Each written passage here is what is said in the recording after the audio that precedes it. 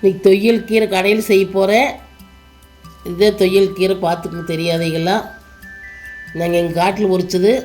நீங்கள் வேணால் கடையிலெல்லாம் இப்போ விற்கிது, வாங்கி சாப்பிடுங்க. நல்லா சத்தானது. குழந்தைகளுக்கெல்லாம் இப்படி கடைஞ்சி கொடுக்கலாம், பொரியல் பண்ணலாம். இது எல்லாம் இப்படி சுத்தம் பண்ணி வச்சுக்கோங்க. காம்பெல்லாம் இல்லாத சுத்தம் பண்ணிவிட்டு நீ அலாசி கடைஞ்சிக்கலாம். சுத்தமாக மண் இல்லாத அலாசிக்கலாம். அலாசிட்டு கடைஞ்சிக்கலாம்.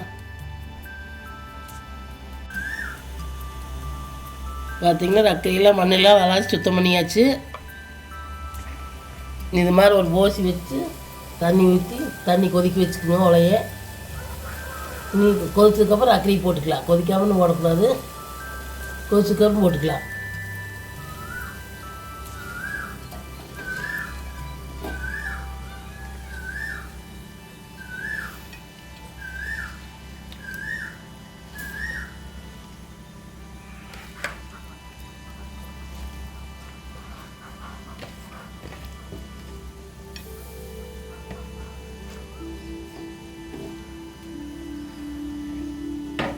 எல்லாம் போட்டு தட்டு போட்டு மூடி வச்சிடலாம். கீழே வேவிட்டு அப்புறம் இன்னொரு சைடு திருப்பி விட்டுக்கலாம். கொஞ்ச நேரம் வேகட்டு.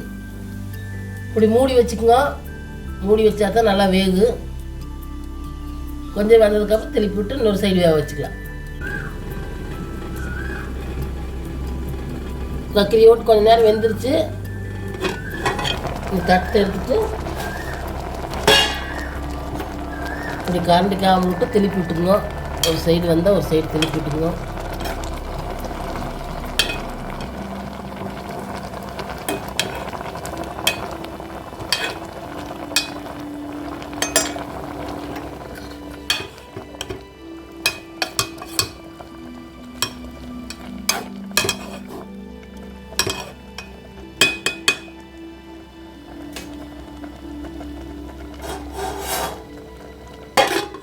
மூடி இந்த சைடு வேவிட்டு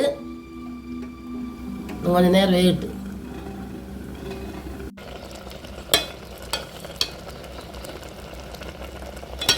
பார்த்தீங்கன்னா இப்போ துயல் கீரை வெந்துருச்சு. இப்படி வெந்து வச்சுன்னு ஒரு கீரை எடுத்து நசுக்கி பார்த்தீங்கன்னா நல்லா நசுங்கி விட்டுச்சுன்னா வெந்துருச்சுன்னு அர்த்தம்.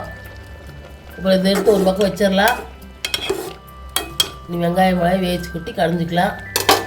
இது ஒரு பக்கம் இருக்கிட்டு நீ வெங்காயம் மிளகாய் வேவிச்சுக்கலாம். கீரை வந்து எடுத்து வச்சாச்சு.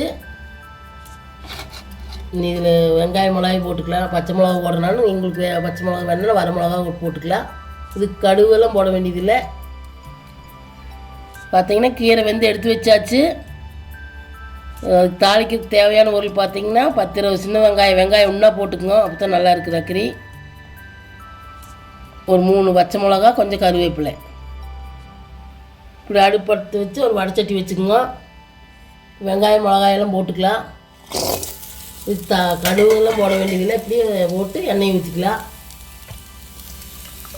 நீங்கள் பச்சையாக கூட போட்டு கடைஞ்சிக்கலாம். நான் வதக்கி தான் கடைவேன். நீங்கள் இப்படியே பச்சையை போட்டு கூட கடைஞ்சிக்கலாம். அப்படி நல்லாயிருக்கு. நான் கொஞ்சம் வதக்கி போட்டு தான் கடைவேன். இது கொஞ்சம் வதங்கிட்டு மயில் ஒழிச்சு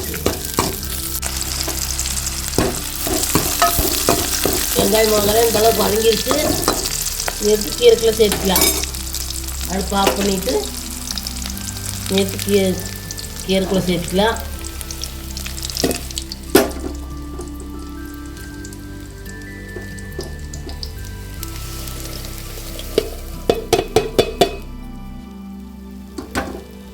அதில் வேவிச்ச தண்ணியே போகுது. தண்ணியெல்லாம் ஊற்ற வேண்டியதில்லை.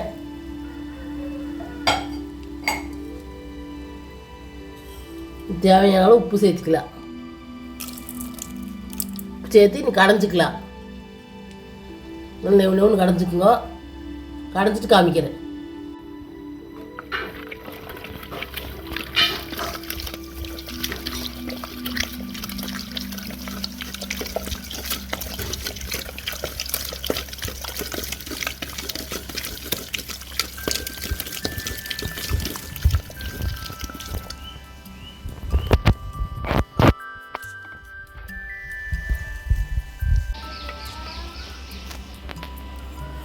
பார்த்திங்கன்னா இந்த அளவுக்கு கடைஞ்சிக்குங்க.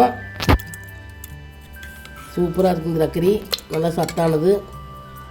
நீங்கள் கிடைச்சா வாங்கி சாப்பிடுங்க. நீங்கள் இதில் நெய்யோ எண்ணெயோ ஊற்றி சாப்பிட்டிங்கன்னா சூப்பராக இருக்குது.